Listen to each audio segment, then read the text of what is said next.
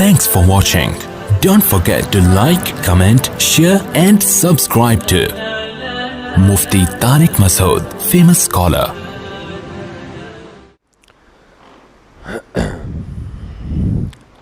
الحمد لله نحمده ونستعينه ونستغفره ونؤمن به ونتوكل عليه ونعوذ بالله من شرور أنفسنا ومن سيئات أعمالنا من يهده الله فلا مضل له ومن يضلل فلا هادي له ونشهد أن لا إله إلا الله وحده لا شريك له ونشهد أن محمدًا عبده ورسوله صلى الله تعالى عليه وعلى آله وأصحابه وبارك وسلم تسليمًا كثيرًا كثيرا أما بعد فأعوذ بالله من الشيطان الرجيم بسم الله الرحمن الرحيم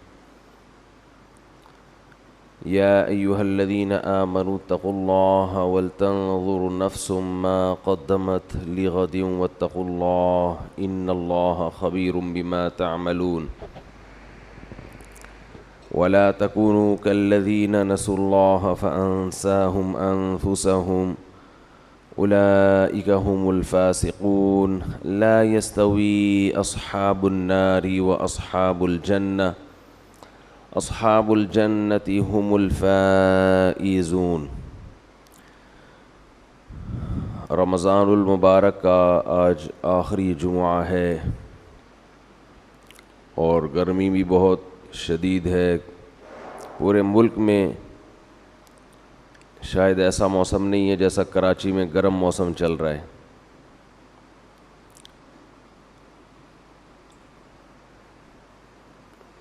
رمضان شروع ہوا تھا اور بہت تیزی کے ساتھ گزر گیا۔ تھوڑا سا حصہ رمضان کا باقی رہ گیا ہے۔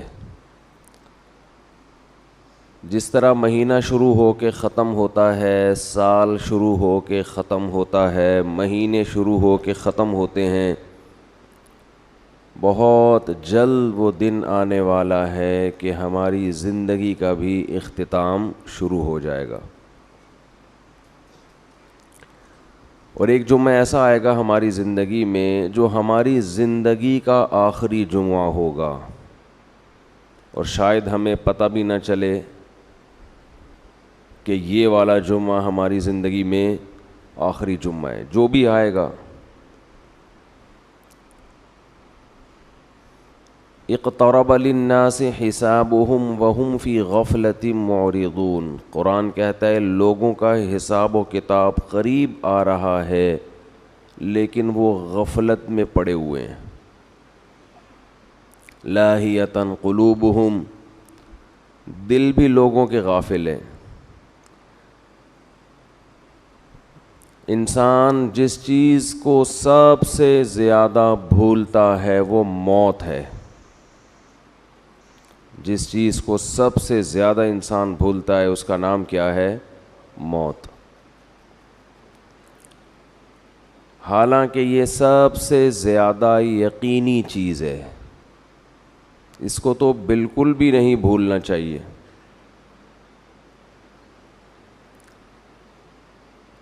اللہ تعالیٰ قرآن مجید میں اس حقیقت کا ذکر بہت زیادہ کرتے ہیں۔ کلُّ نفس ذائقۃ الموت، ہر نفس نے موت کا ذائقہ چکھنا ہے، بہت جلد یہاں سے تمہیں اس جہاں میں شفٹ ہو جانا ہے، منتقل ہو جانا ہے۔ وَلْتَنْظُرْ نَفْسٌ مَا قَدَّمَتْ لِغَدٍ، فرمایا ہر شخص دیکھے کل کے لیے وہ کیا کر رہا ہے، آئندہ آنے والی کل کے لیے اس کی کیا تیاری ہے۔ ہم میں سے ہر شخص کل کے لیے سوچتا ہے،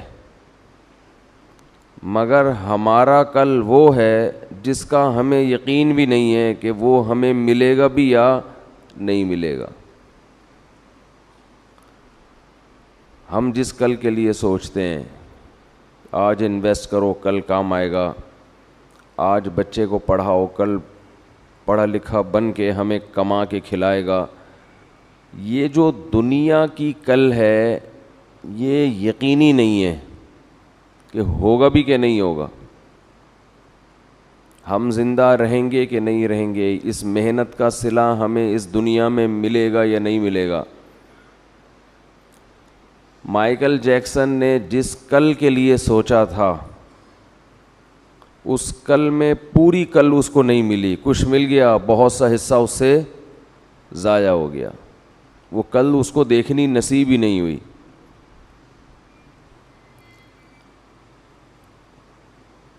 تو اللہ یہی ہمیں بتاتے ہیں کہ جس کل کے لیے تم تیاری کر رہے ہو وہ کل یقینی نہیں ہے۔ اللہ ہمیں وہ کل بتاتے ہیں جو یقینی ہے، جو موت ہے۔ قرآن نے بہت سارے پیغمبروں کے واقعات بیان کیے ہیں، قرآن نے بہت ساری نافرمان قوموں کے واقعات بیان کیے، ان تمام قوموں میں قدر مشترک کیا تھی جو ہلاک ہونے والی قومیں ہیں، وہ قدر مشترک کامن چیز ان میں یہ تھی وغرتہم الحیات الدنیا، انہیں دنیا کی زندگی نے دھوکے میں ڈال دیا تھا۔ اس سے پتہ چلتا ہے کہ بھائی یہ دنیا جس میں ہم رہتے ہیں یہ ہمیں دھوکہ دے رہی ہے۔ دھوکے کی ڈیفینیشن کیا ہے؟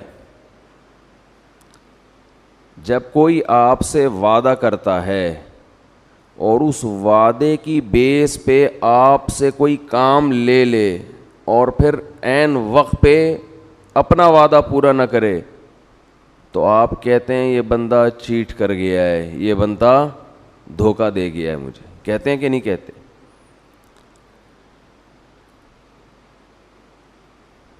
کسی نے آپ سے وعدہ آپ سے کہا کہ بھائی میرا یہ کام کر دو، اور میں وعدہ کرتا ہوں تمہیں ضرورت پڑی تو تمہارا یہ کام کر دوں گا۔ آپ نے وہ کام کر کے دے دیا اس کو، عین وقت پہ وہ غائب ہو گیا، تو آپ کہتے ہیں یہ بندہ کیا ہے، چیٹ کی ہے اس نے میرے ساتھ۔ دنیا صبح سے شام چیٹ کرنے کے علاوہ کوئی کام نہیں کرتی، یہ ہم سے وعدہ کرتی ہے کہ تم میرے لیے یہ محنت کرو، یہ کرو، یہ کرو، یہ کرو، میں تمہیں نوازوں گی، میں تمہیں عزت دوں گی، میں تمہیں شہرت دوں گی، میں تمہیں دنیا میں مزے دوں گی۔ قرآن کہتا ہے غرت، دھوکہ دے گی، یہ جو کچھ دکھا رہی ہے ویسا نہیں کرے گی، یہ تمہیں کینسر دے گی، یہ تمہیں بلڈ پریشر دے گی، یہ تمہیں شوگر کا تحفہ دے گی، یہ تمہیں فالج کا تحفہ دے گی، یہ تمہیں ایکسیڈنٹ کا تحفہ دے گی، یہ تمہیں غربت کا تحفہ دے گی، تمہیں نافرمان اولاد کا تحفہ دے گی، یہ لوگوں سے دھوکہ دلوائے گی تمہیں۔ تو جتنی بھی قومیں دنیا میں برباد ہوئی ہیں، فرعون کیوں تباہ ہوا ہے؟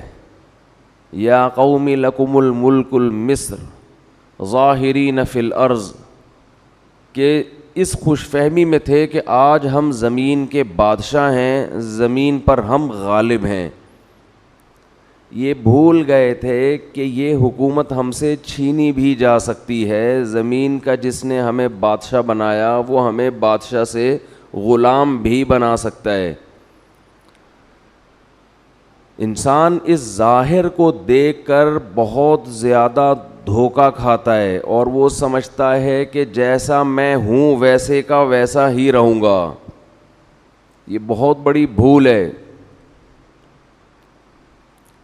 اللہ نے 3 مدارج بیان کیے ہیں قرآن مجید میں انسان کے۔ پہلے اللہ نے حکم دیا کہ اے لوگو جنہوں نے گناہ کر کر کے، اللہ کی نافرمانی کر کر کے اپنے اوپر زیادتی کی ہے، ابھی بھی وقت ہے توبہ کر کے اس اللہ کی طرف آ جاؤ۔ قل یا عبادی الذین اسرفوا علی انفسہم، اے نبی ان سے کہہ دیجئے کہ اے میرے بندو جنہوں نے اپنے اوپر زیادتی کر لی۔ ہمارے ہاں زیادتی کہتے ہیں کہ دنیا برباد کر لی، پڑھے نہیں, کوئی جاب نہیں کی, کوئی بزنس نہیں کیا, اس کو ہم کہتے ہیں بندے نے اپنا فیوچر تباہ کر دیا. اللہ کی نظر میں زیادتی یہ ہے کہ اللہ نے جن کاموں کا حکم دیا تھا آپ نے وہ کام نہیں کیے. تو اللہ کہتے ہیں اسرفوا علی انفسہم, جنہوں نے اپنے اوپر زیادتی کی ہے اب بھی وقت ہے توبہ کر لو. لا تقنطوا من رحمت اللہ, اللہ کی رحمت سے مایوس مت. ابھی مایوسی کا ٹائم شروع نہیں ہوا ہے, بہت جلد ایک ٹائم آنے والا ہے جس میں اللہ تمہیں خود مایوس کر دے گا, خود بتائے گا کہ اب مجھ سے امیدیں مت لگانا. ان اللہ یغفر الذنوب جميعا, ابھی توبہ کرو, اللہ سارے گناہ معاف کرنے کے لیے تیار ہے, ابھی توبہ کر لو. انسان بڑا ڈھیٹ ہے, وہ کہتا ہے ابھی توبہ نہیں کروں گا, میں اس وقت توبہ کروں گا جب توبہ کا دروازہ بند ہوگا. پہلا حکم اللہ نے کیا دیا؟ توبہ کرو. آپ مجھے بتاؤ توبہ کس چیز سے ہوتی ہے؟ برائی سے, گناہ سے. اللہ ہم سے زیادہ عبادت نہیں مانگتے, اللہ ہم سے گناہوں سے توبہ مانگتے ہیں. آج کوئی شخص اگر دین پر آتا ہے تو عبادت کی کثرت کو فوکس کرتا ہے, گناہ چھوڑنے کو فوکس نہیں کرتا. اللہ نے پچھلی قوموں میں جتنی قوموں کو ہلاک کیا, تباہ کیا, کوئی ایک قوم بھی ایسی نہیں ہے جس کو اشراق کی نماز چھوڑنے پر عذاب دیا ہو. کوئی ایک قوم بھی ایسی نہیں ہے جس کو تہجد چھوڑنے پر عذاب دیا ہو. کوئی ایک قوم بھی ایسی نہیں ہے جس کو صبح و شام کی تسبیحات چھوڑنے پر عذاب دیا ہو. قرآن کہتا ہے فَكُلًّا أَخَذْنَا بِذَنبِ, جتنی قوموں کو تباہ کیا ان کے گناہ کی وجہ سے کیا ہے, نافرمانی کی وجہ سے کیا ہے. اور وہ نافرمانی کیا تھی؟ تمام قوموں میں ایک ہی چیز تھی کہ انہوں نے پیغمبر کے جو سفیر, اللہ کے جو سفیر تھے, اللہ کا جو پیغام لے کے دنیا میں آئے تھے, ان کی باتوں کو ویلیو نہیں دی, ان کی باتوں کو اہمیت نہیں دی. یاد رکھو اللہ کی نظر میں سب سے زیادہ ویلیو اس چیز کی ہے کہ محمد صلی اللہ علیہ وسلم کیا آرڈر دے کے گئے ہیں, کیونکہ یہ آپ کا آرڈر نہیں ہے, یہ کس کا آرڈر ہے؟ اللہ کا آرڈر ہے. اور ہماری نظر میں سب سے کم ویلیو کس کی ہے؟ اللہ نے کیا کہا ہے. اللہ صرف یہ دیکھتا ہے اپنے بندوں میں کہ یہ مجھے کتنا فالو کر رہے ہیں, اس کے علاوہ اللہ کو ہم سے کوئی غرض نہیں ہے. یہ دماغ میں اچھی طرح یہ بات بٹھا لینی چاہیے. اللہ یہ بھی نہیں دیکھ رہا کہ تم انسانیت کی خدمت کر رہے ہو کہ نہیں کر رہے, تم زمین میں کیسے رہ رہے ہو. اللہ یہ دیکھ رہا ہے کہ میری کتنی مانتے ہو, انسان کی خدمت بھی میرے کہنے پہ کر رہے ہو کہ نہیں کر رہے, بس.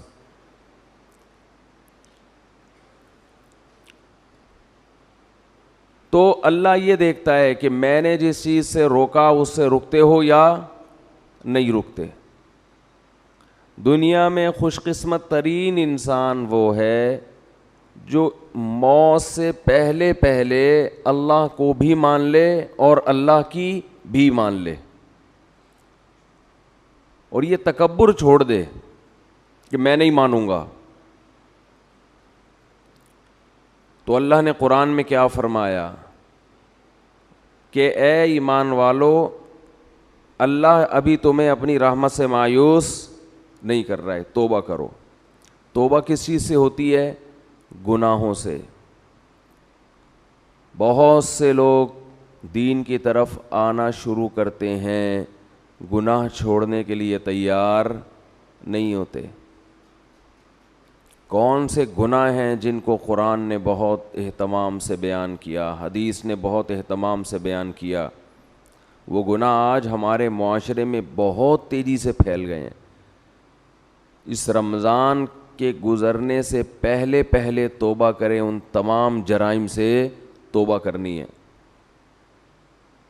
ان گناہوں میں سب سے پہلا گناہ ہے نماز کا قضا کر دینا۔ اللہ نے اس کی کسی قیمت پہ اجازت، بولے نا بھائی، نہیں دی۔ ایک چیز ذہن میں آتی ہے کہ اتنے سارے لوگ بے نمازی، اتنے سارے لوگ ہیں جو اللہ کا انکار کر رہے ہیں، کیا یہ سارے جہنم کی آگ میں جلیں گے؟ یہ چیز انسان کو پریشان کرتی ہے، وسوسہ ڈالتی ہے کہ جہاں اتنے سارے لوگ ہیں، یہ کیسے اللہ ان کو اٹھا کے آگ میں ڈال دے گا؟ دنیا میں آج بھی شرک کرنے والے توحید پرستوں سے زیادہ ہیں۔ دنیا میں بہت سے لوگ ہیں جو خدا کے منکر ہیں، بہت سے لوگ ہیں جو اللہ کے ساتھ شریک کرتے ہیں، بہت سے لوگ ہیں جو اللہ کو مانتے ہیں لیکن اللہ کی نہیں مانتے، بڑے بڑے احکام کا انکار کر دیتے ہیں۔ تو شیطان انسان کے دل میں وسوسہ ڈالتا ہے کہ کیا اللہ اتنے سارے لوگوں کو جہنم کی آگ میں ڈال دے گا؟ اس وسوسے کا جواب قرآن بار بار دیتا ہے، بار بار وہ جواب یہ دیتا ہے قرآن کہ لَأَمْلَأَنَّ جَهَنَّمَ مِنَ الْجِنَّةِ وَالنَّاسِ أَجْمَعِينَ۔ اے لوگوں ایک بات خوب سمجھ لو، میں جہنم کو انسان اور جنات سے بھر دوں گا۔ اس ٹینشن میں مت رہو، اس فکر میں مت رہو کہ اتنی بڑی جہنم میں اللہ اتنے سارے لوگوں کو کیسے ڈالے گا۔ ذَلِكَ عَلَى اللَّهِ يَسِيرٌ، اللہ فرماتے ہیں مجھ پر یہ کام بہت آسان ہے، میں خدا ہوں، میں انسان نہیں ہوں۔ تم اور طرح سے سوچتے ہو، میں اور طرح سے سوچتا ہوں۔ میں ڈال دوں گا جہنم میں، آگ میں پھینک دوں گا میں۔ یہی چیز انسان کو غافل کرتی ہے کہ وہ بھی نماز نہیں پڑھتا، وہ بھی نماز نہیں پڑھتا، وہ بھی نہیں پڑھتا، تو میں نے نہ پڑھ لیا تو کیا ہو جائے گا؟ کچھ بھی نہیں ہوگا۔ جیسے اللہ اس کو آگ میں ڈالے گا آپ کو بھی ڈال دے گا، کوئی مشکل نہیں ہے اللہ کے لیے۔ یہ جہنم ہے کیا جس سے ہمیں قرآن ڈراتا ہے؟ ذَلِكَ الَّذِي ذَلِكَ يُخَوِّفُ اللَّهُ بِهِ عِبَادَهُ۔ جہنم کی آگ وہ چیز ہے کہ اللہ اس کی طرف اشارہ کر کے بتاتے ہیں کہ یہ وہ آگ ہے جس سے اللہ اپنے نیک بندوں کو ڈراتا ہے، ان بندوں کو جو اللہ کی آیات پر ایمان رکھتے ہیں ان کو ڈراتا ہے اللہ۔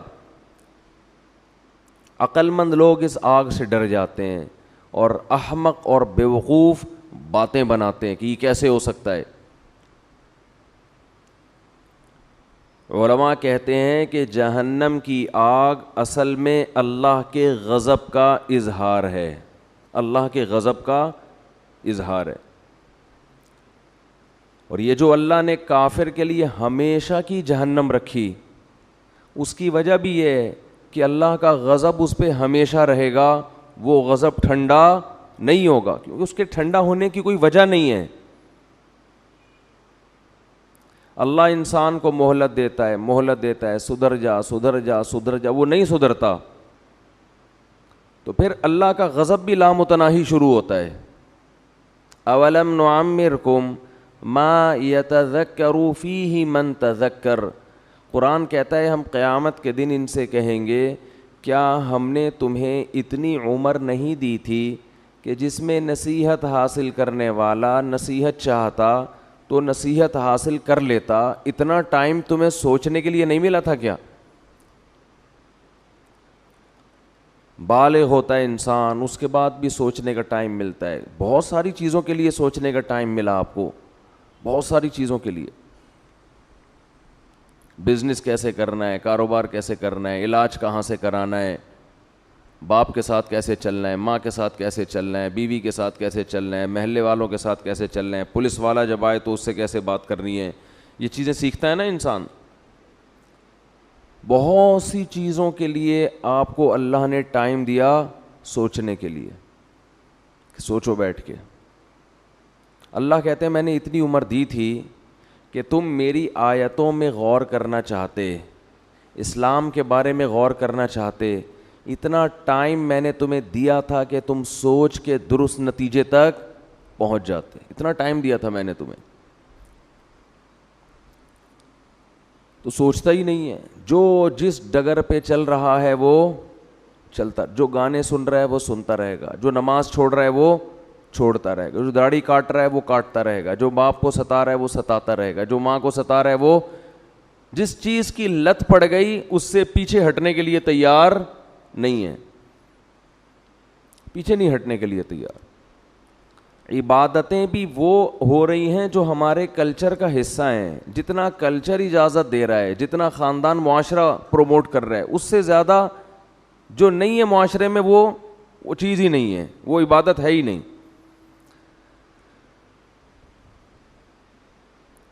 تو اللہ اپنے عذاب سے اپنے بندوں کو ڈراتا ہے. یخوف بہ عبادہ, قرآن میں اللہ نے جہنم کی آگ کا بہت زیادہ تذکرہ کیا ہے. دیکھو اللہ غفور بھی ہے رحیم بھی ہے, لیکن ان لوگوں کے لیے جو گناہوں سے توبہ کرتے ہیں, جو توبہ نہیں کرتے اللہ کا ان کے لیے نہ غفور ہونے کا وعدہ نہ رحیم ہونے کا وعدہ. ان کے لیے تو اللہ اعلان کرتا ہے عزیز ذو انتقام, وہ زبردست غالب اور انتقام لینے والا ہے. اللہ اگر ایسا غفور الرحیم ہوتا جیسا ہم نے سمجھا ہوا ہے تو قوم لوط کو الٹا دے کے پٹخ کے ہلاک تھوڑی کرتا. وہ کیسے تباہ کی اللہ نے قوم لوط کو. اور جب اللہ کسی قوم کے ہلاک کرنے کا ارادہ کرتے ہیں, کسی فرد کے ہلاک کرنے کا ارادہ کرتے ہیں, تو اللہ کہتے ہیں پہلے میں اس کو ڈھیل دیتا ہوں, خوب نعمتیں دیتا ہوں, اور وہ اس خوش فہمی میں مبتلا ہو جاتا ہے کہ میرا خدا مجھ سے راضی ہے, وہ مجھے نہیں پکڑے گا. حضرت لوط علیہ السلام کی قوم کو جب تباہ کیا گیا ہے اس کا انداز دیکھیں. قرآن کہہ رہا ہے ہم نے خوبصورت نوجوانوں کو لوط علیہ السلام کے پاس بھیجا, فرشتوں کو انسانی شکل میں. قوم میں لڑکوں سے بدفعلی کی عادت تھی. وجاء اہل المدینۃ یستبشرون, سارے شہر والے خوشی میں دوڑتے ہوئے آئے. گناہ ان کے لیے آسان کر دیا گیا, ایسا لگا کہ ان کو کہ ہمارے لیے گناہ کرنا آسان ہے. لوط علیہ السلام ان سے کہہ رہے ہیں ہؤلاء ضیفی, یہ میرے مہمان ہیں, میری عزت کا خیال کرو. قوم جواب میں کہہ رہی ہے اولم ننہک عن العالمین, ہم نے آپ کو منع کیا تھا کسی اننون پرسن کو آپ گھر میں داخل ہونے نہ دیں. لوط علیہ السلام کہہ رہے ہیں لو ان لی بکم قوۃ او آوی الی رکن شدید, کاش میرا کوئی قبیلہ ہوتا, خاندان ہوتا, میں تم سے لڑتا. کاش میرے بازوؤں میں قوت ہوتی, میں تم سے لڑتا. کس قدر پریشان ہو رہے ہیں لوط علیہ السلام. اور قرآن کہہ رہے ہیں قوم کی حالت کیا ہے, یستبشرون, خوشیاں منا رہے ہیں کہ گناہ کے ہمارا کیسا موقع مل گیا. آج بھی بے حیائی بہت تیزی کے ساتھ پھیل رہی ہے, اور انسان اس پہ خوش ہے کہ گناہ کرنا میرے لیے مشکل کے بجائے آسان ہو رہا ہے. اب غریب آدمی کی بھی دسترس میں گناہ کرنا, یہ خوش قسمتی کی بات نہیں ہے میرے بھائی, یہ بہت بڑے اللہ کے عذاب کی بات ہے کہ اللہ گناہ کو ہمارے لیے آسان کر رہا ہے. تو قرآن کہتا ہے کہ جب لوط علیہ السلام بہت زیادہ پریشان ہوئے تو ان فرشتوں نے لوط علیہ السلام سے کہا یا لوط انا رسول ربک, ہم انسان نہیں ہیں, ہم اللہ کی طرف سے بھیجے ہوئے فرشتے ہیں. لن یصلوا الیک, آپ کی طرف نہیں آئیں گے, آپ اپنی قوم کو لے کے راتوں رات نکل جائیں. پھر اللہ کیا فرماتے ہیں فجعلنا عالیہا سافلہا, ہم نے اس بستی کے اوپر کے حصے کو پلٹ کے نیچے کر دیا.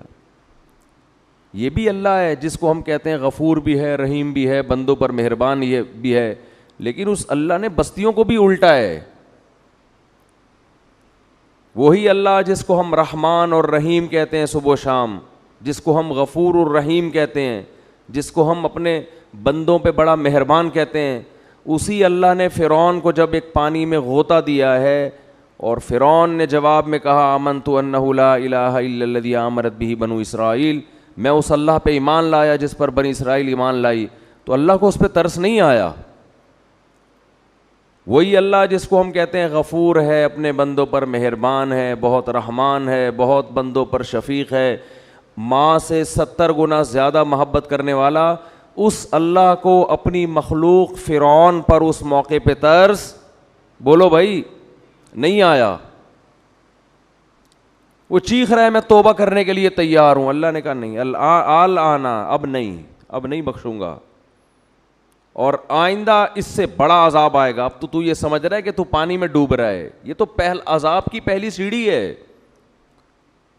اس پانی کے اندر تو داخل ہوگا، تیرا سانس گھٹے گا، تیرا دم گھٹے گا، اس سے تیری موت واقع ہوگی، اور پھر اس کے بعد کیا ہوگا؟ النار یعرضون علیہا غدوا وعشیا، ایسی آگ میں تجھے داخل کروں گا، صبح بھی جلایا جائے گا اور شام کو بھی، اور یہ قیامت تک عذاب ہوگا۔ جب میدان حشر میں حساب کے لیے کھڑا ہوگا تو اگلا اسٹیپ اس سے بھی زیادہ سخت ہوگا۔ وَيَوْمَ تَقُومُ السَّاعَةُ، جس دن قیامت قائم ہوگی، أَدْخِلُوا آلَ فِرْعَوْنَ أَشَدَّ الْعَذَابِ، اللہ کہے گا کہ اس فرعون کو اس سے بھی زیادہ سخت عذاب میں داخل کر دو۔ یہ وہی اللہ ہے جو بڑا رحمان ہے، بڑا رحیم ہے، اپنے بندوں پر بڑا مہربان ہے۔ یہ وہی اللہ ہے جو موسیٰ کو فرعون کے پاس بھیجتے ہوئے کہہ رہا ہے قولا لہ قولا لینا، اے موسیٰ فرعون سے نرم لہجے میں بات کرنا، سخت لہجے میں بات نہیں کرنا۔ حالانکہ فرعون ہزاروں بچوں کو ذبح کر چکا تھا، ان کی چیخ و پکار بھی اللہ کے سامنے، ان کی ماؤں کا رونا بھی اللہ کے سامنے، کیسے ماؤں کی گود سے لے کے بچوں کو چھریوں سے کاٹتا ہوگا۔ آپ تھوڑی دیر کے لیے اپنے بچوں کو سامنے رکھ کے تصور کر لیا کرو، کیا ماؤں کی بد دعائیں اس فرعون پہ لگتی ہوں گی۔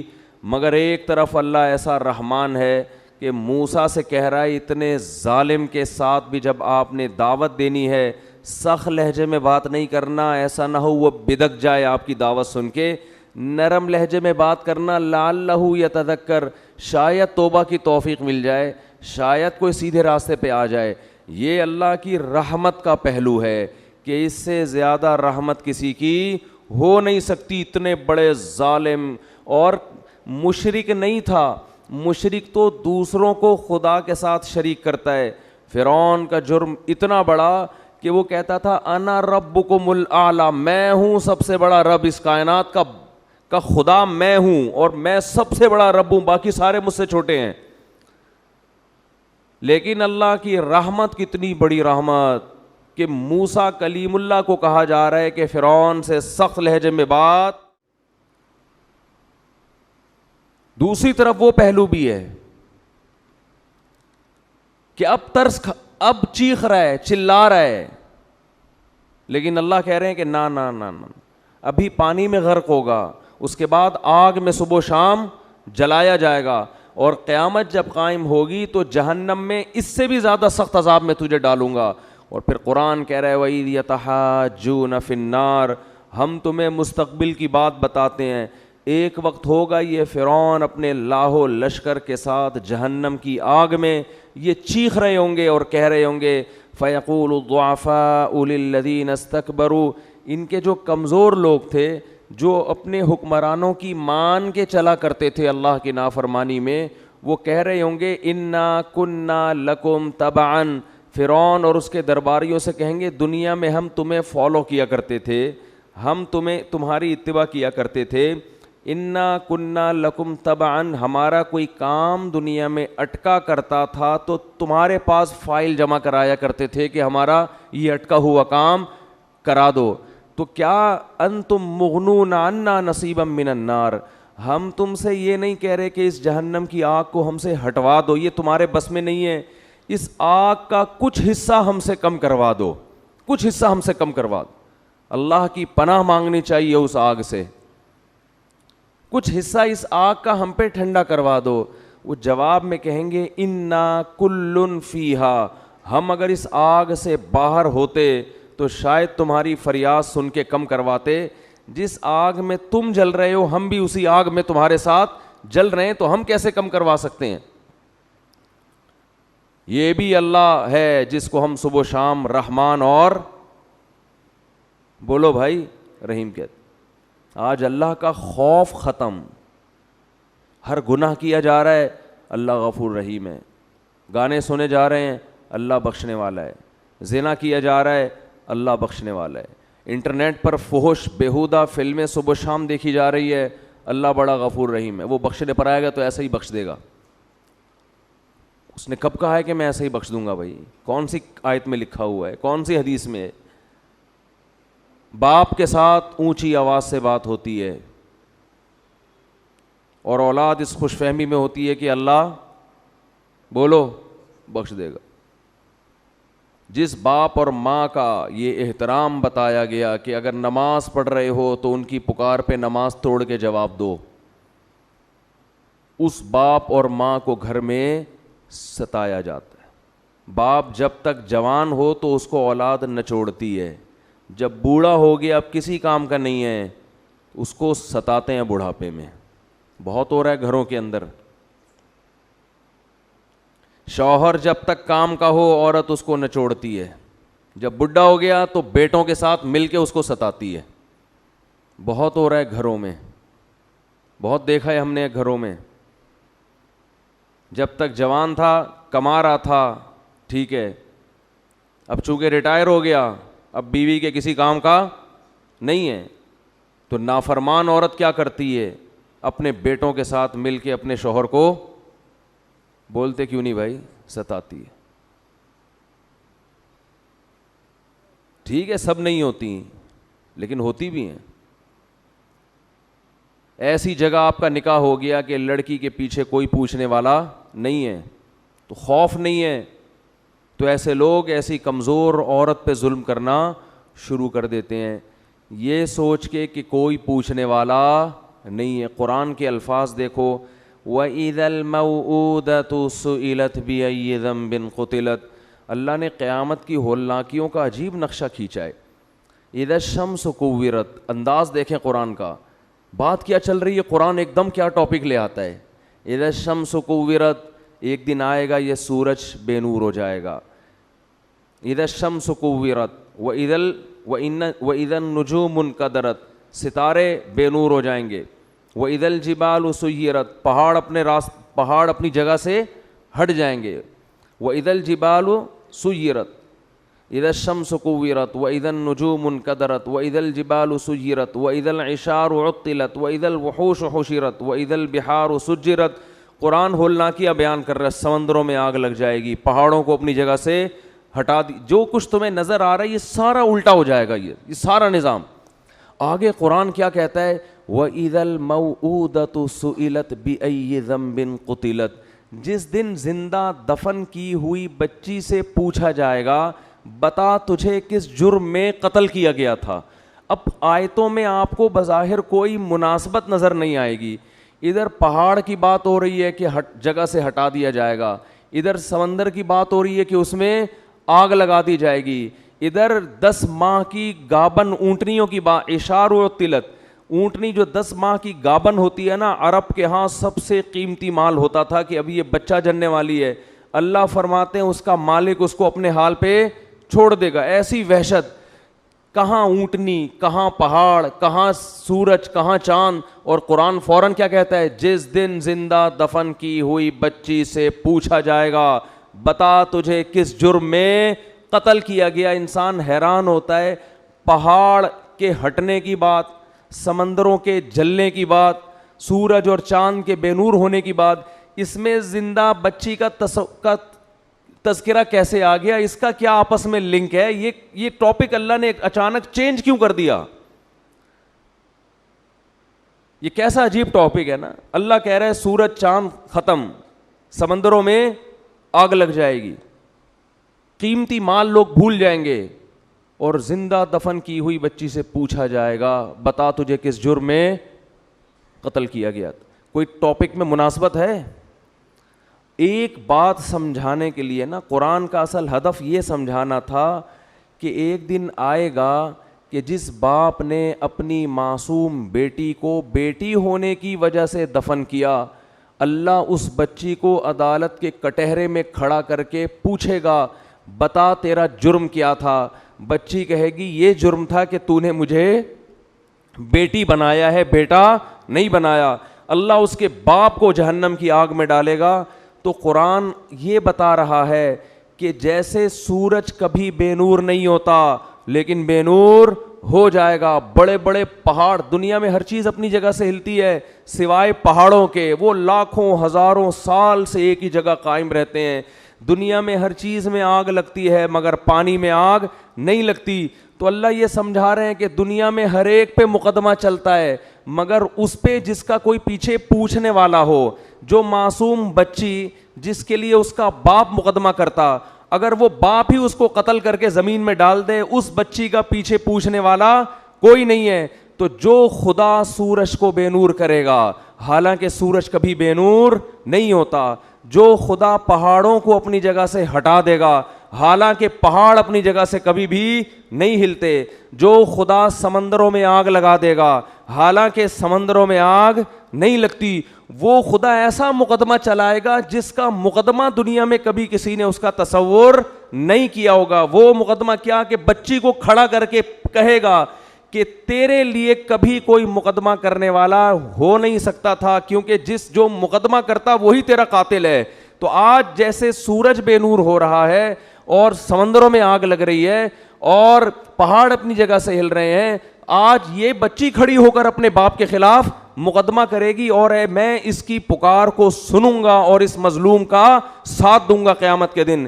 تو اللہ ان آیتوں میں بتا رہا ہے کہ اللہ کا حساب و کتاب کا نظام کمزور نہیں ہے۔ دنیا کی عدالت سے، دنیا کے مقدموں سے بچ سکتے ہو۔ ما لہذا الکتاب لا یغادر صغیرۃ ولا کبیرۃ الا احصاها۔ قرآن کہتا ہے اپنا نامہ اعمال دیکھ کے کہو گے یہ کیسی رپورٹ کارڈ ہے، کیسا رزلٹ ہے کہ اس نے میری زندگی کے کسی ایک پہلو کو بھی ادھورا نہیں چھوڑا۔ ہر چیز، اگر کسی چٹان میں بیٹھ کر کوئی گناہ کیا، اندھیرے میں تنہائیوں میں دروازے بند کر کے کوئی معمولی سا جرم کیا یا کوئی نیکی کی، یہ اس کو بھی اللہ کہتے ہیں میں تمہارے سامنے حاضر کر دوں گا۔ تو بھائی اللہ کا نظام ہلکا نہیں ہے، وہ بہت مضبوط نظام ہے اس کا۔ اور اللہ نے یہ سارا نظام جو بنایا اور اللہ نے جو ہزاروں پیغمبروں کو بھیجا اور قرآن میں جہنم کی وعیدیں اور جنت کی خوشخبریاں دیں، اس لیے نہیں دیں کہ آپ کو یہ آپشن دیا جا رہا ہے کہ آپ نماز پڑھیں نہ پڑھیں، پڑھیں گے اچھی بات ہے، نہیں پڑھیں تو اللہ غفور الرحیم ہے۔ آپ بہنوں کی وراثت دیں نہ دیں، دے دیں گے تو اچھی بات ہے، نہیں دیں گے تو اللہ غفور الرحیم ہے۔ آپ اپنے باپ اور اپنی ماں سے آواز آہستہ کر کے بات کریں یا نہ کریں آپ کی مرضی ہے، کریں گے تو ثواب ملے گا، نہیں کریں گے تو اللہ غفور الرحیم ہے، لیلۃ القدر میں بخش دے گا وہ آپ کو۔ آپ کی مرضی کہ آپ یتیم کا مال جو آپ کا چھوٹا بھائی ہے، وراثت جس کی پوری بنتی ہے، آپ بڑے ہونے کا ناجائز فائدہ اٹھا کے اس چھوٹے کی وراثت کھا جاتے ہو، آپ کی مرضی ہے، نہیں کھاؤ گے تو ثواب ملے گا، کھا جاؤ گے تو لیلۃ القدر میں سب کی بخشش ہو جائے گی، شب برات میں ہو جائے گی بخشش، عید کے دن بخشش ہو جائے گی، رمضان میں بخشش ہو جائے گی، آپ اگر جمعے کے دن مر گئے تو آپ کی بخشش ہو جائے گی، آپ اگر لیلۃ القدر میں مر گئے تو آپ کی بخشش ہو جائے گی۔ اگر اس طرح سے میرے بھائی بخششوں کا نظام ہوتا تو قرآن اتنی وعیدیں نہ سناتا، وَإِذَا الْمَوْءُودَةُ سُئِلَتْ بِأَيِّ ذَنبٍ قُتِلَتْ، یہ نہ بتاتا کہ جس دن زندہ دفن کی ہوئی بچی کو زندہ کر کے اللہ پوچھے گا بتا تجھے کس جرم میں قتل کیا گیا۔ پھر قرآن یہ نہ کہتا کہ جو یتیم کا مال کھاتے ہیں وہ اپنے پیٹ میں جہنم کے انگارے ڈال رہے ہیں۔ پھر قرآن یہ نہ کہتا لا یحل لکم ان ترثوا النساء کرہا، اے ایمان والو تمہارے لیے عورت کی وراثت کھانا حلال نہیں ہے۔ پھر قرآن یہ نہ کہتا ان الذین یکسبون الاثم سیجزون بما کانوا یقترفون، گناہ کرو لیکن یہ دماغ میں رکھ کے عن قریب اس کا بدلہ تمہیں ملنے والا ہے، اس کی سزا تمہیں ملنے والی ہے، تمہارے خلاف کیس چلے گا، اس کی سزا ملے گی۔ ان الذین یکسبون الاثم سیجزون، عن قریب زیادہ ٹائم نہیں ہے, بہت جلدی اس کی سزا تمہیں ملنے والی ہے. آج اللہ کے غفور الرحیم ہونے کا جتنا غلط مطلب لیا اور بتایا جا رہا ہے, شاید یہ چیز اللہ کے غضب کو جتنی دعوت دے اتنا کوئی اور جرم اللہ کے غضب کو دعوت نہیں دے گا. اتنا غلط مطلب. بھائی لیلۃ القدر میں بخششیں ہوتی ہیں, گناہ پہلے چھوڑنا پڑے گا آپ کو, آپ اس خوش فہمی میں نہ رہیں. رمضان میں بخششیں ہوتی ہیں, لیکن ہمارے نبی نے فرمایا بہت سے روزے داروں کو رمضان میں بھوک کے سوا کچھ بھی حاصل, بولو نا بھائی, نہیں ہوتا. ایک بالش زمین جس نے کسی کی ہتھیائی, فرمایا 7 زمینوں کا طوق اللہ اس کی گردن میں ڈالے گا. نہ معاملات صحیح ہیں, پیسے دے کے آپ تجربہ کر کے دیکھ لیں, کبھی وقت پہ واپس, بولو نا, نہیں کرے گا. یہ کیا ہے؟ یہ اس جہنم کی آگ سے غفلت. صحابہ کرام ڈرا کرتے تھے. حدیث میں آتا ہے رسول اللہ صلی اللہ علیہ وسلم نے فرمایا کہ اللہ نے اس آگ کو اس آگ سے زیادہ گرم بنایا ہے. صحابہ کرام کی ایسی کیفیت ہوئی, ترمذی کی حدیث ہے, اس طرح اللہ کے خوف سے رونے لگے کہ جیسے کوئی ہانڈی کھول رہی ہوتی ہے. یا ایھا الناس ان وعد اللہ حق فلا تغرنکم الحیات الدنیا. دیکھو اللہ فرماتے ہیں لوگوں, اللہ کا وعدہ سچا ہے. اللہ نے وعدے کیے نا, مار کے ختم نہیں کروں گا, ایک دن اپنے سامنے کھڑا کر کے حساب و کتاب لوں گا. اللہ بار بار یاد دلاتا ہے, اے لوگوں اللہ کا وعدہ سچا ہے. تو اللہ تجھے یہ بتانے کی کیا ضرورت ہے کہ میرے وعدے سچے ہیں؟ جب تو نے کہہ دیا تو اللہ کو معاذ اللہ جھوٹ تو نہیں بولتا. اللہ فرماتے ہیں تمہیں کچھ چیزیں ایسی ہیں جو اس اللہ کے وعدے کے بارے میں دھوکے میں ڈالیں گی, اور تمہیں وہ یہ دکھائیں گی کہ اللہ کا وعدہ سچا نہیں ہے. اللہ نے معاذ اللہ سیاسی وعدے کیے ہیں, یہ سچا وعدہ نہیں ہے. وہ کون سی چیز دھوکے میں ڈالے گی؟ فلا تغرنکم الحیات الدنیا. فرمائے اس دنیا کی ترقی, دنیا کی ظاہری چمک دھمک, تمہارے یہاں سے لوگ ہوں گے جو باتیں کریں گے گورا چاند پہ پہنچنے کی باتیں کر رہا ہے, اور مسلمان جنت اور جہنم کے چکر میں الجھے ہوئے ہیں. وہ لیبارٹریوں میں کیا کیا بنا رہے ہیں, مسلمان جنت جہنم سے باہر نہیں نکلتے. وہ یہ کر رہے ہیں, مسلمان جنت اور جہنم میں پڑے ہوئے ہیں.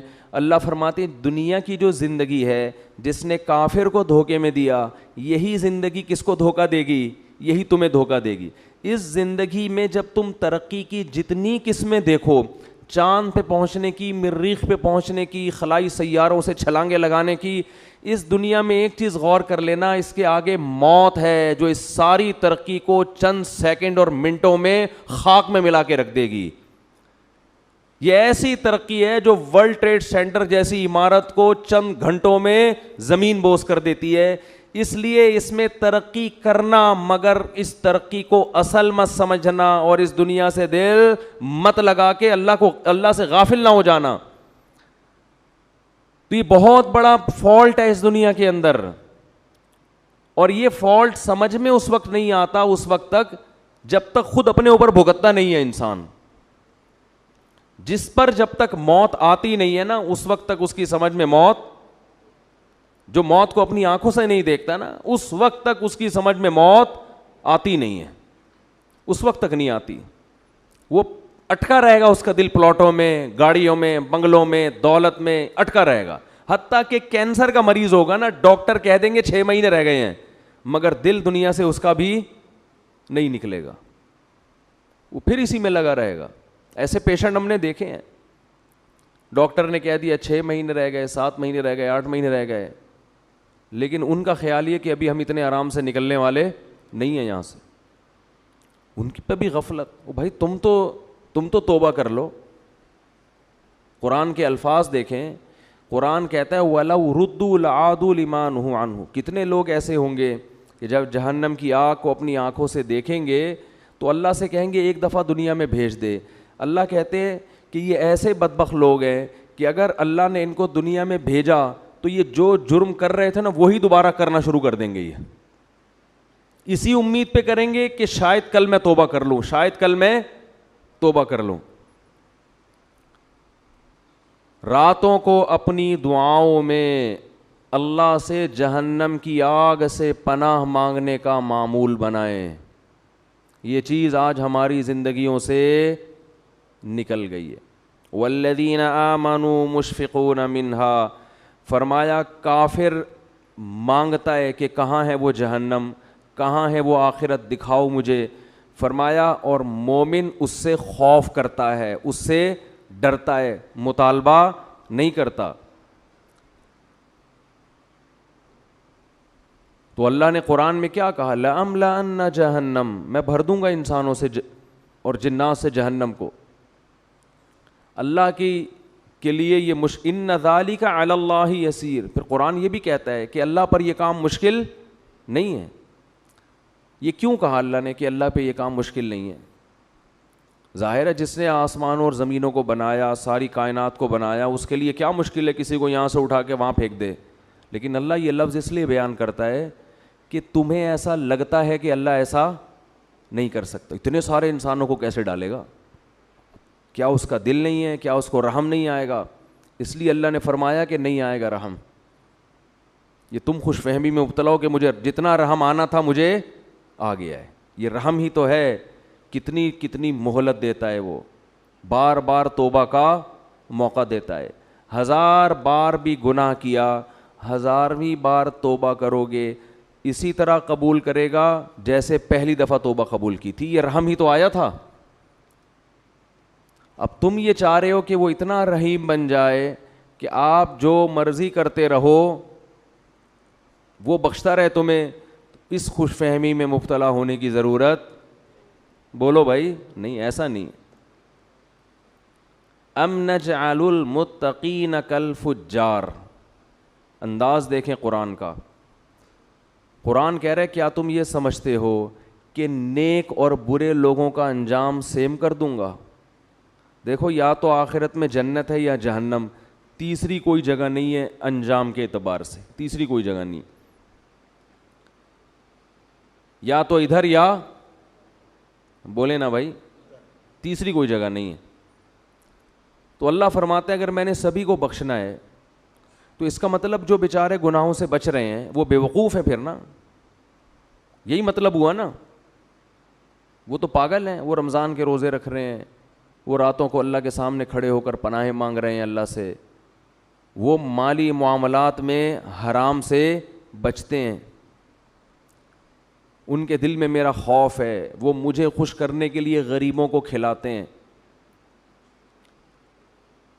وہ امن ہوا قانت آناء اللیل, اللہ فرماتے ہیں بھلا وہ آدمی جو رات کو اٹھ کے مجھے پکارتا ہے, ساجدا وقائما, کبھی سجدے میں کبھی قیام میں, یحذر الآخرہ, آخرت سے ڈرتا ہے وہ, ویرجو رحمت ربی, رب سے امیدیں بھی لگا کے بیٹھا ہے اور آخرت سے ڈرتا, یعنی خالی امیدوں پہ نہیں چل رہا, خوف بھی ہے. تو بھلا اس کو, اور جو ساری رات سوتا رہتا ہے, جو ساری رات ڈرامے فلمیں دیکھتا رہتا ہے, جو ساری رات اسنوکر کلب پہ بیٹھا رہتا ہے, جو ساری رات باپ اور ماں کو ستاتا ہے, جو ساری رات گناہوں میں زنا میں وقت گزارتا ہے, تو تم کیا سمجھتے ہو دونوں کو میں ایک جیسا کر دوں گا؟ ہے بھائی, دونوں کا انجام اس کو بخش دوں گا, چل بھائی چھوڑ, بس بخشش ہو گئی, کوئی میں بہت غفور ہوں, میں بہت بڑا ہوں. لیلۃ القدر کو دونوں جاگ لیے تھے تو اب دونوں ایک جیسے ہو گئے. بہت مشکل ہے بات سمجھانا, بہت مشکل ہے. لیلۃ القدر میں چونکہ دونوں جاگ لیے تھے اب دونوں کیا ہو گئے ہیں بھائی؟ سیم. تو اللہ کہتے ہیں ام نجعل, بھلا ہم ایسا کریں گے, ہمیں تم نے یہ سمجھا ہوا ہے, ایسی بے انصافی, ایسی دھاندلی تو دنیا میں کوئی کرپٹ ترین حاکم نہیں کرتا. عدل و انصاف کا بادشاہ ایسا کیسے کر سکتا ہے؟ خوف پیدا کرنے کی ضرورت ہے. جن گناہوں کی طرف ہم جا رہے ہیں اور بغیر کسی بریک کے چلتے چلے جا رہے ہیں, برداشت بالکل ختم. قرآن نیک لوگوں کی صفت بیان کرتا ہے, الکاظمین الغیظ, غصے کے کڑوے گھونٹ کو پیتے ہیں. یہ باپ کے سامنے غصہ نہیں, ماں کے سامنے نہیں, اپنے بڑوں کے سامنے نہیں. آج چھوٹوں پہ برداشت کر لیتا ہے, طاقتور ہے, اور بڑے پہ برداشت نہیں کرتا. میں کہتا ہوں جتنی باس کی برداشت کرتے ہو اس کا 10واں حصہ اگر باپ کی برداشت کر لو تو شاید بخشش ہو جائے. وہ باس تمہارا کچھ نہیں لگتا, وہ صرف پیسے دیتا ہے تمہیں, پیسوں کے لیے رکھا ہوا ہے. جس دن تم نے دیکھو سعودی عرب سے 20 سال لوگ جاب کر رہے ہوتے ہیں, جاب لیس ہو کے یہاں نظر آتے ہیں. میں پوچھتا ہوں یار آپ تو 20 سال سے ایک سیٹ کے پاس ملازمت کر رہے تھے, اب کیا ہوا؟ کہتے ہیں یار وہ مجھے گردوں کا کوئی مسئلہ کھڑا ہو گیا تھا, فوراً کمپنی نے نکال دیا. کہتا ہوں یار 20 سال آپ نے جس کمپنی سے وفا کی ہے, گردوں کے تھوڑے سے مسئلے پہ اس کمپنی نے آپ کو نکال دیا, تو آپ کو ٹینشن نہیں؟ کہہ رہے ٹینشن کس بات کی بھائی, وہ مجھے ملازمت کے لیے رکھا تھا, اب میں ہارڈ ورکنگ کر نہیں سکتا تو انہوں نے نکال دیا. بالکل صحیح کیا.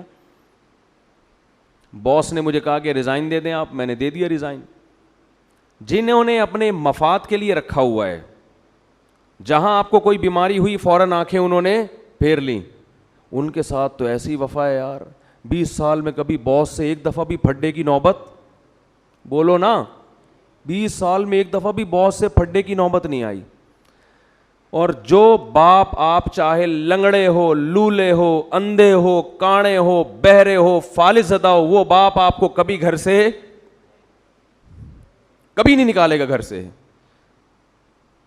اس باپ اگر وہ تیز آواز سے بات کرتا ہے, وہ سختی کرتا ہے, تو آپ کا میٹر گھوم جاتا ہے. دنیا کو بے وقوف بنانا آسان, لیکن جس خدا نے پیدا کیا وہ ہماری ان حرکتوں کو نوٹ کر رہا ہے, لکھ رہا ہے. وہ قرآن کہتا ہے ایسا انتظام کر رہا ہوں کہ فرشتے بٹھا دیے, ان کی فائلیں تیار کرو, ایک ایک لفظ لکھو ان کا. جو قریبی رشتہ ہے اس کا حق اتنا زیادہ, لیکن جب سے دنیا میں کفر کی حکومت ہے, جتنا قریبی ہے اس کا رشتہ اتنا ہی کم. آج دنیا میں جانوروں کے حقوق پر بات ہو رہی ہے, ماں باپ کے حقوق پر بات نہیں ہو رہی ہے. ایک فادر ڈے منا لیتے ہیں, اس میں چاکلیٹ اس کو گفٹ کر دیتے ہیں گورے. ایک مدر ڈے میں کو 2-4 پھول ہار پہنچا دیتے ہیں اس کو. یہ فادر ڈے اور مدر ڈے منانا چھوڑ دیں, یہ ماں باپ کے ساتھ بدترین مذاق ہے, یہ خوب سمجھ لیں. بالکل اس کا بائیکاٹ کریں. یہ جو فادر ڈے اور مدر ڈے, یہ ان لوگوں کا کام ہے جن کا باپ اور ماں سے سال میں ایک پورے سال رشتہ ہوتا ہی نہیں ہے, وہ کبھی کبھار تھوڑا بہت یاد کر لیتے ہیں. تو اللہ کا عذاب بہت سخت ہے. یا ایھا الناس ان وعد اللہ حق, اے لوگو اللہ کا وعدہ سچا ہے. فلا تغرنکم الحیات الدنیا, اللہ فرماتے ہیں کہ یہ دنیا کی زندگی تمہیں دھوکے میں نہ ڈال دے. ولا یغرنکم باللہ الغرور, اور شیطان تمہیں دھوکے میں نہ ڈال دے. شیطان تمہارے برے عمل کو چمک پٹیاں لگا کے تمہارے سامنے مزین کر کے پیش کرے گا, یہ خود بھی برباد ہوگا, تمہیں بھی برباد کرے گا. کتنے وعدے اللہ کر رہا ہے بھائی. اس رمضان کا تھوڑا سا حصہ ہے, آج گناہوں سے توبہ کر لو سچے دل سے. اے اللہ جو نماز کو قضا کرتا ہے, اے اللہ آئندہ زندگی میں کبھی نماز قضا نہیں ہوگی. دیکھو نماز کا معاملہ اتنا ہلکا نہیں ہے جتنا ہم سمجھتے ہیں. ہمارے ہاں نمازی بھی بے نمازی ہیں, بہت افسوس کے ساتھ کہنا پڑتا ہے. جو نماز پڑھتا ہے اس نے نماز کو بالکل اینڈ میں رکھا ہوا ہے, سب سے آخر میں. سارے کاموں سے فارغ ہوگا تو نماز ہو جائے گی. سفر میں نماز قضا کر دیتے ہیں, بیماریوں میں نماز قضا کر دیتے ہیں. ہم نے نمازی لوگ دیکھے ہیں بستر پہ پڑے ہوئے نماز نہیں چھوڑتے, آپریشن تھیٹر میں نماز نہیں چھوڑتے. نمازی عورتیں بچے کی ولادت سے پہلے نماز نہیں چھوڑتی. وہ آپریشن تھیٹر میں ہوں گی, ان کو فکر ہوگی کہ نماز کا وقت کہیں ضائع نہ ہو جائے. اس کو نماز کہتے ہیں, اس کو نمازی کہتے ہیں. ہمارے ایک رشتہ دار انڈیا سے آئے تھے, ان کی عمر میرا خیال ہے 70 سال ہوگی, بہت پرانا واقعہ یہ. ان کے بارے میں ہم نے سنا تھا کہ جب سے بالغ ہوئے ہیں اس وقت سے اب تک ان کی کوئی نماز قضا نہیں ہوئی. 55-60 سال میں کوئی نماز قضا نہیں ہوئی جب سے بالغ ہوئے ہیں. میں حیران تھا, ایسے لوگ بھی دنیا میں ہیں. ہم چھوٹے تھے, یہ بات ہے تقریباً 84-85 کی. انہیں کلفٹن گھمانے کے لیے اور ادھر ادھر کراچی کی مختلف جگہیں دکھانے کے لیے لے گئے, تو مجھے اندازہ ہوا واقعی اس بندے کی نماز کبھی قضا نہیں ہوئی ہوگی. بات بات میں بھائی نماز کا ٹائم تو نہیں ہے, بھائی کوئی مسجد ہے قریب میں, بھائی ایسا تو نہیں کہ نماز قضا ہو جائے گی. سارا ہم تفریح میں لگے ہوئے ہیں اور ان کے دماغ میں سارا دن کیا چل رہا ہے, بھائی ایسا نہ ہو ٹائم ہو جائے پانی نہ ملے کہیں. ہم ان کو تسلی دیتے حضرت ایسا نہیں ہے, آپ بے فکر رہیں. اس وقت مجھے اندازہ ہوا کہ واقعی ان کے بارے میں جو ہے کہ زندگی میں نماز کبھی قضا نہیں ہوئی, تو واقعی ایسے شخص کے بارے میں یہ کہنا ممکن ہے کہ اس کی نماز کبھی قضا نہیں ہوئی. سفر میں اپنی نمازوں کے اسکیجول کو پہلے دیکھا کرو کہ کون سی نماز کہاں ہوگی. کس طرح سے خواتین نمازیں قضا کر دیتی ہیں. اللہ نے نماز پڑھنے کا حکم نہیں دیا, حافظو حفاظت کرو, حفاظت بہت سخت, یہ اللہ کا دین ہے بھائی, اس میں لچک نہیں ہے. غسل فرض ہو گیا, اگر سردیوں میں آپ کو غسل کر کے نہانا پڑے گا, نماز پڑھنی پڑے گی. سفر میں غسل فرض ہو گیا, وہاں نماز پڑھنی پڑے گی آپ کو. دوسری, توبہ کرو بد نظری سے, زنا سے, بدکاری سے, انٹرنیٹ پر بیہودہ اور فحش مواد دیکھنے سے. یہ چیز اس کو لوگوں نے گناہ سمجھنا چھوڑ دیا. نوح علیہ السلام نے قوم کو کیا سمجھایا, یا قوم استغفروا ربکم انہ کان غفارا, اے میری قوم میں جس خدا کی طرف تمہیں دعوت دے رہا ہوں وہ معاف کرنے والا ہے. گناہ ہو جاتا ہے توبہ کر کے اس کو مناؤ, وہ چھوڑ دے گا, معاف کر دے گا. وہ یہ آپشن رکھا ہوا ہے اس نے. وہ تانے نہیں دے گا کہ پھر گناہ کر کے پھر توبہ کر رہا ہے تو اب کس بیس پہ کر رہا ہے, لیکن کرو تو صحیح. اگر گناہ نہیں چھوٹ رہا, لت پڑ جاتی ہے, جو لوگ فحش فلمیں دیکھتے ہیں عادت پڑ جاتی ہے ان کو, او بھائی عادت پڑ گئی ہے, عادتیں چھوٹتی بھی تو ہیں. جس طرح کوئی کام کنٹینیو کرنے سے کام کرنے کی عادت پڑتی ہے, چھوڑنے سے چھوڑنے کی عادت پڑ جاتی ہے. ہمت تو کرو, پھر بھی ہوتا ہے تو توبہ تو کرو, ہاتھ پہ ہاتھ رکھ کے بیٹھو تو نہیں. جو آدمی فحش فلمیں دیکھتا ہے اور توبہ کرنا چھوڑ دی اس نے, اس کا مطلب وہ جہنم کی آگ میں جانے پر راضی ہو گیا ہے, وہ مطمئن ہو گیا کہ اب بس میں نہیں بچ سکتا. بھائی وہ آگ ہم سے برداشت نہیں ہوتی. 100 دفعہ یہ گناہ ہوتا ہے, 100 دفعہ اللہ کو مناؤ, اللہ اب نہیں کروں گا, پھر ہو گیا پھر مناؤ, اور اللہ سے یہ کہو کہ اللہ میں عادت سے مجبور ہو کے گناہ کرتا ہوں مگر میں جہنم کی آگ برداشت نہیں کر سکتا. اس وقت تک اس کو مناؤ جب تک وہ معاف نہ کر دے. اللہ تیار ہے. ایک بزرگ نے کہا کہ ان کے پاس غالباً ڈاکٹر عبدالحی صاحب رحمۃ اللہ علیہ تھے کہ حضرت میں گناہ کرتا ہوں پھر توبہ کرتا ہوں پھر ہو جاتا ہے گناہ, نہ چاہتے ہوئے بھی ہو جاتا ہے, پھر توبہ کرتا ہوں پھر ہو جاتا ہے. فرمایا کوئی بات نہیں, اگر متقی لوگوں میں شمار نہ ہوا اللہ توبہ کرنے والوں میں شامل کر لے گا. کیا کہتا ہے, ان اللہ یحب التوابین ویحب المتطہرین. اللہ کو جیسے پرہیزگار لوگوں سے محبت ہے, توبہ کرنے والوں سے بھی محبت ہے. تعلق تو قائم رکھو, تعلق ہی ختم کر دیا آپ نے. توبہ ایک ایلفی ہے جو ٹوٹے ہوئے تعلق کو جوڑ دیتی ہے. اللہ چاہتے ہیں مجھ سے رابطہ میں تو رہو. آپ جب کسی کو بھیجتے ہیں سفر میں, کوئی ٹینشن ہو بھائی رابطے میں رہنا, ہر تھوڑی دیر میں اطلاع دیتے. ماں باپ کو ہوتا ہی نا فکر, بھائی جس حالت میں بھی ہو اطلاع ضرور, اگر سکون میں بھی ہو اطلاع ضرور دینا. اللہ کہتے ہیں جس کنڈیشن میں بھی ہو, گناہ میں ہو یا نیکی میں, تعلق مجھ سے ختم نہیں کرنا. رابطہ اگر گناہ ہے تو میرے سامنے بیان کرو, میرے سامنے بیان کرو, اے اللہ میں تیرا بندہ ہوں, مجھ سے یہ گناہ نہیں چھوٹتا. اللہ کو اچھا لگتا ہے یہ کہنا, اے اللہ میں قوم لوط کی طرح اکڑتا نہیں ہوں, کہ لوط علیہ السلام سے کہنے لگے کہ اگر آپ اس گناہ پہ راضی نہیں ہو تو علاقہ چھوڑ کے نکل جاؤ. اے اللہ میں ایسا نہیں ہوں, میں فخر نہیں کر رہا اپنے جرم پر, مجھے اس جرم کی عادت پڑ گئی ہے, مجھے اس برائی کی عادت پڑ گئی ہے. اے اللہ مجھے اپنے غصے پہ قابو نہیں ہے, ماں باپ کے سامنے چیخنے لگتا ہوں, مجھے عادت پڑ گئی ہے. تو باغی نہ بنو, اللہ کے سامنے اپنے ہاتھ اٹھا کے اپنے جرم کا اقرار کرو. اے اللہ میں تیرا بندہ ہوں, تو مجھے سیدھے راستے پہ چلا. حدیث میں کتنی پیاری دعا آئی, یا حیو یا قیوم برحمتک استغیث اصلح لی شانی کلہ ولا تکلنی الی نفسی طرفۃ عین ولا اقل من ذلک. اے وہ ذات جو زندہ ہے, ہر چیز کو تھامنے والا ہے, میں تیری رحمت کی بھیک تجھ سے مانگتا ہوں, میری حالت کو درست کر دے, مجھے گناہ چھوڑنے کی توفیق دے دے. ولا تکلنی الی نفسی طرفۃ عین, مجھے میرے حوالے نہ کر, اے اللہ مجھے میرے ہاتھوں میں. دیکھو چھوٹا بچہ ہوتا ہے نا, جب سفر چل رہا ہوتا ہے ڈر ہوتا ہے گاڑی کے نیچے نہ آ جائے, گٹر میں نہ گر جائے, یہ نہ ہو جائے, وہ نہ ہو جائے, تو ماں باپ کسی کے حوالے بچے کو کرتے ہیں کہ بھئی بچے کو بچے کے حوالے نہیں کیا جائے گا, بچہ کسی بڑے کے ہاتھوں میں ہوگا تو محفوظ. تو انسان اللہ کے سامنے جرم کا اعتراف کرے, اے اللہ میں کمزور ہوں, تو مجھے میرے حوالے نہ کر.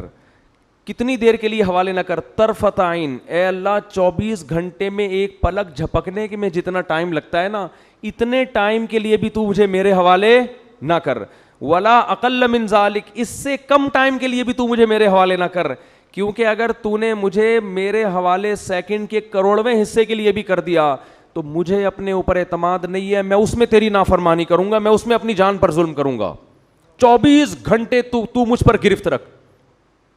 یہ نبی نے ہمیں دعائیں سکھائی ہیں, یہ گناہگاروں کے لیے دعائیں ہیں کہ جن سے گناہ نہیں چھوٹتے, وہ اللہ سے مانگیں کہ اللہ تو مجھے میرے حوالے نہ کر, تعلق تو قائم رکھے میرے بھائی. اور کیا دعا سکھائی؟ خذ بناصیتی الی البر والتقوی, اے اللہ میں سیدھے راستے پہ چلنا چاہوں نہ چاہوں, تو مجھے پیشانی کے بالوں سے پکڑ کے سیدھے راستے پہ گھسیٹ لے. جیسے کسی ڈاکٹر کے پاس آپ جاتے ہیں نا, انجیکشن لگانے کی تکلیف ہو رہی ہے اور لگانا ضروری بھی ہے, آپ کہتے ہیں بھائی رسیوں سے باندھ کے میرے انجیکشن ٹھوک دو, لگا دو انجیکشن, کہتے ہیں کہ نہیں کہتے؟ میری پرواہ نہیں کرو. تو بھائی اس رمضان میں ہمت کر کے گناہوں سے توبہ کر لو. اور دیکھو یہ بات میں بہت کم بیانات میں کہتا ہوں کیونکہ یہ جرم پھیل گیا ہے. داڑھی کٹانا یہ بھی تغییر خلق اللہ ہے, اللہ کی تخلیق کو بدلنا ہے. اللہ کو داڑھی کٹا ہوا مرد پسند؟ بولو نا بھائی, یہ آپشنل نہیں ہے, یہ تو اب ہو گیا کیونکہ اتنے لوگ اب انگریزوں کو دیکھ دیکھ کے داڑیاں کاٹنا شروع کر دیں, تو ہمارے کلچر کا حصہ بن گئی یہ چیز. نبی نے حکم دیا ہے اعفوا اللحى وقصوا الشوارب, فرمایا داڑھی کو بڑھاؤ.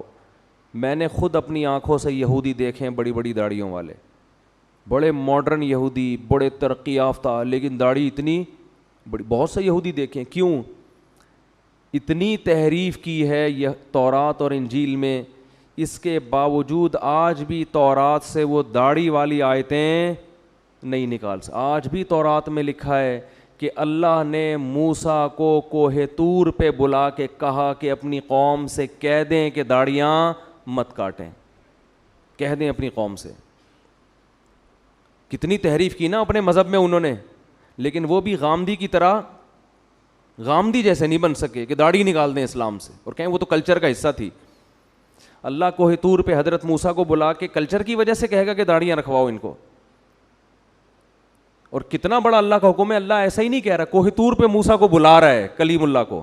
سارے پیغمبروں نے داڑیاں رکھی ہیں, سارے صحابہ نے داڑیاں رکھی ہیں, تو غامدی صاحب نے آ کے داڑھی کا انکار کر دیا.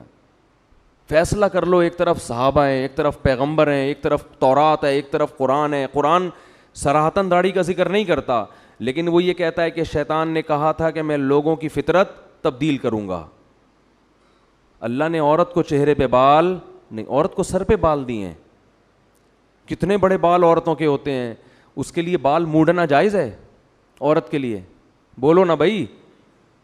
اب انگریزوں میں اگر فیشن آ جائے, خواتین گنجی گھومنا شروع کر دیں, تو کیا اس کی ہم پرمیشن دے دیں گے عورت سر پہ بلیڈ پھیر لے؟ جیسے اس کی اجازت نہیں ہے, ایسے ہی مرد کو چہرے پہ بلیڈ لگانے کی اجازت. بولتے کیوں نہیں بھائی؟ تو رکھ لو بھائی ہمت, بڑھاپے کا انتظار کر رہے ہو. توبہ تو جوانی میں ہوتی ہے, کچھ بھی نہیں ہوگا اس سے. تھوڑا بہت لوگ ملا ملا کریں گے, بھائی یہ کہنے والے بھی مر جائیں گے, آپ بھی مر جاؤ گے. اور داڑھی رکھنے سے کوئی ملا نہیں بن جاتا. کتنے فوج کے بڑے بڑے آفیسرز ہیں جن کی بڑی بڑی داڑھی ہیں, کیا وہ ملا ہیں؟ کتنے بڑے بڑے سائنٹسٹ ہیں, یہ جو ایٹامک انرجی میں جو سائنسدان ہیں, جامعۃ الرشید آئے تھے, تو اتنی بڑی بڑی داڑیاں ان کی. بھائی داڑھی رکھ کے آپ سائنسدان بھی بن سکتے ہو, آپ ڈاکٹر بھی بن سکتے ہو, آپ آفیسر بھی بن سکتے ہو, زیادہ اچھے بنو گے آپ. روب ہوگا آپ کے چہرے پہ. تو ہمت کر لو اس رمضان میں. میں کسی بغیر داڑھی والے کو اپنے سے کمتر نہیں سمجھتا.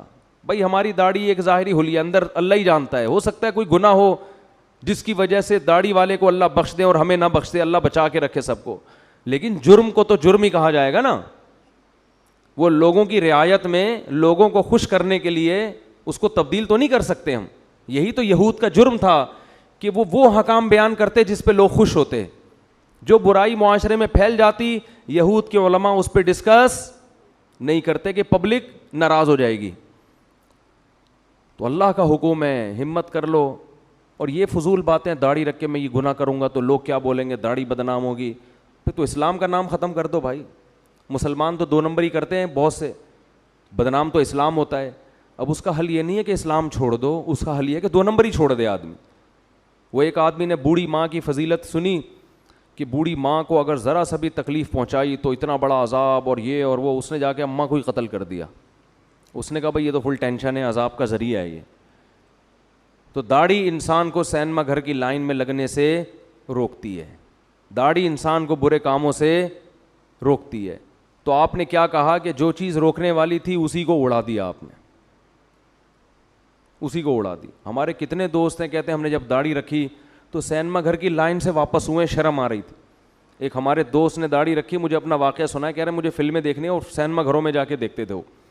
کہہ رہے میں لائن میں کھڑا ہوا تھا, داڑھی رکھ لی تھی میں نے, شرم تو آ رہی تھی لیکن ہم نے کہا تھوڑا دیر بے شرم بن جاتے ہیں, شرم ختم کرنے میں 2 سیکنڈ لگتے ہیں انسان کو.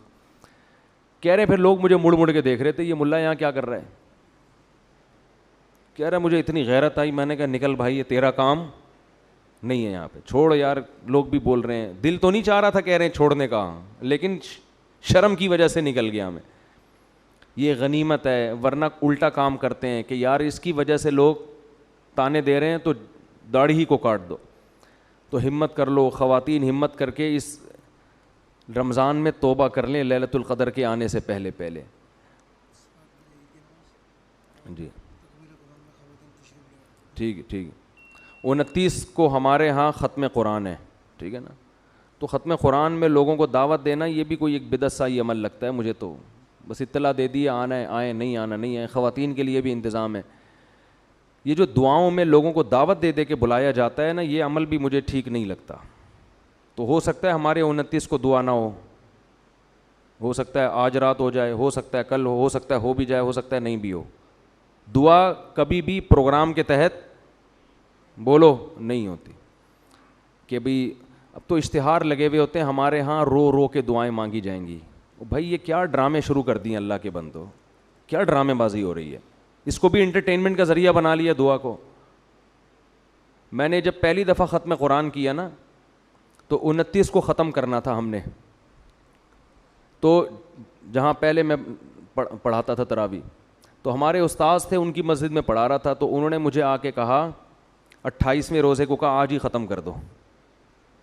تو میں نے 1 کے بجائے 2 پارے پڑھ کے اسی دن ختم. اب پبلک دیکھ رہی ہے ختم تو 29 کو تھا, 28 کو کیوں ہو گیا. تو ہم نے کہا 29 کو بھی ختم میں وہی ہوتا جو کب ہوا ہے, 28 کو ہوا ہے. اور ختم ہوا, ہم نے کہا پتلی گلی سے نکلو. ٹھیک ہے, نہ کوئی مٹھائی نہ کوئی لڈو, کچھ بھی نہیں. لوگ کہہ رہے ہیں کیا ملا یہاں ختم پہ, ہم نے کہا ثواب ملا آپ کو. ثواب کیا, کچھ بھی نہیں.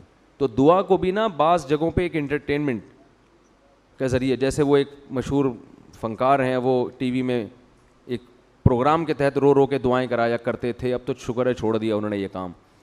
تو اس لیے دعا تو انسان کی اپنی نشاط پر ہے, موڈ ہوتا ہے آدمی مانگ لیتا ہے, موڈ نہیں ہوتا تو نہیں مانگتا, جب موڈ ہوگا اس وقت مانگ لے گا.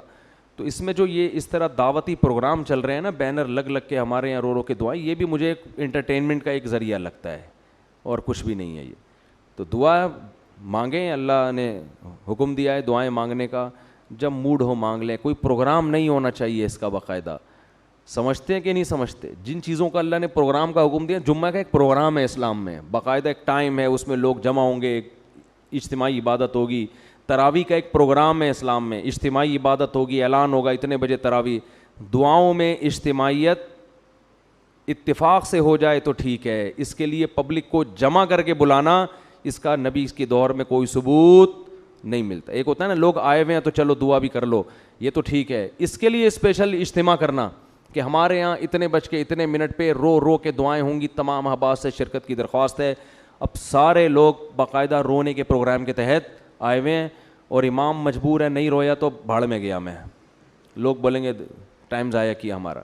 اور پھر میں نے دیکھا ہے بعضوں کو رونا آ نہیں رہا ہوتا, ایسے لگے ہوئے ہیں زبردستی. ایک مسجد میں مجھے بیان کے لیے لے گئے, ختم قرآن تھا, ختم قرآن کے بعد انہوں نے لائٹیں بند کی. لائٹ بند کرنا میں کوئی بری بات نہیں ہے, اب ان کو رونا آ نہیں رہا امام صاحب کو, پورا زور لگا دیا. میرا دل چاہ رہا تھا میں ان سے بولتے بس کر, اللہ کے بندے بس کر یار, جتنی اللہ نے توفیق دی ہے مانگو, اس کے بعد اللہ قبول کر لے گا نا. کیوں اپنے آپ کو مصیبت میں ڈالا ہوا ہے؟ کیونکہ انہوں نے اعلانات بہت زیادہ کر دیے تھے پہلے, اب ان کو آرڈر پہ رونا تو صرف چند لوگوں کا کام ہے. چند ملک کی مشہور شخصیتیں ایسی ہیں وہ آرڈر پہ باقاعدہ روتے ہیں, ان کو اتنے بج کے اتنے منٹ پہ رونے کے پیسے ملتے ہیں تو وہ روتے بھی ہیں رلاتے بھی. لیکن ایک نارمل آدمی کے لیے آرڈر پہ رونا بہت مشکل کام. تو بھائی تکلفات کی دنیا سے اپنے آپ کو نکالو. اللہ کو آپ کا جذبہ, اللہ آپ کے دل کی نیت دیکھتا ہے. جس طرح آرام سے دعا مانگ سکتے ہو بغیر کسی ناٹک کے, بغیر کسی ڈرامے کے, مانگ لو دعا اللہ سے, اللہ اسی کو قبول بولو نا کر. میں نے تو اپنے بارے میں اندازہ لگایا ہے کہ جب دعا میں دل نہیں لگ رہا ہوتا اور اللہ سے دو بول بول کے دعا مانگتا ہوں تو میں نے دیکھا وہ زیادہ قبول ہوتی ہے. جب دل نہیں لگ رہا ہوتا نا, اور پھر انسان ایک نارمل مانگ لیتا ہے کہ اللہ میرا دل تو نہیں لگ رہا, آج طبیعت صحیح نہیں ہے, بعض دفعہ تھکا ہوا ہوتا ہے, لیکن میں مانگوں گا, تو وہ زیادہ قبول ہوتی ہوئی نظر آتی ہے. سمجھ رہے ہیں بات کو؟ ایسا مجھے لگتا ہے کہ وہ زیادہ, ہو سکتا ہے میری غلط فہمی ہو, وہ اکثر دیکھا ہے وہ مانگو قبول ہو جاتی ہے. تو اور اسی میں مجھے پھر حوصلہ ملتا ہے کہ یار یہ تو اللہ جب چاہتا ہے نا ایسے قبول کر لیتا ہے بڑے آرام سے. تو اس کے لیے بس مانگنے کو زیادہ فوکس کرو, ناٹک بولو بھائی, یہ نہیں کرو کہ یہ ہو رہا ہے پھر یہ ہو رہا ہے, یہ چھوڑ دو بس اس کو. اور دعا میں انفرادی دعا کی زیادہ ویلیو ہے. اجتماعی تو علماء اس لیے مانگتے ہیں کہ عادت پڑے لوگوں کو مانگنے کی, لیکن دعا میں انفرادی کو زیادہ فوکس کرنا چاہیے. اللہ کہتے ہیں تضرعا و خفیہ, چپکے سے اور عاجزی سے اللہ کو پکارو.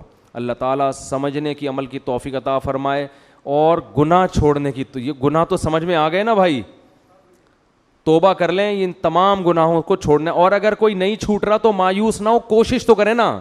میں نہیں کہہ رہا کہ آپ کہیں گے یار یہ داڑھی بھی مفتی صاحب نے کہہ دی, ایک نئی ٹینشن دے دی ہے, یہ کیا ہے مسئلہ.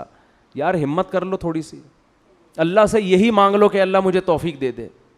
تو کچھ تو کرو نا, کچھ تو آگے بڑھو, ہاتھ پہ ہاتھ دھر کے بیٹھو تو نہیں اس امید پہ کہ لیلۃ القدر میں مر گئے تو سب بخشش. تو ایسا کرو گے تو بھائی کوئی بھی نہیں آئے گا. اللہ تعالیٰ عمل کی توفیق دے. ہمارے ہاں عید کی نماز 7 بجے ہے. عید کی نماز میں ہمارے ہاں بیان نہیں ہوتا, بالکل ٹھیک 6:59 پر نماز کھڑی ہو جائے گی. وہ ایک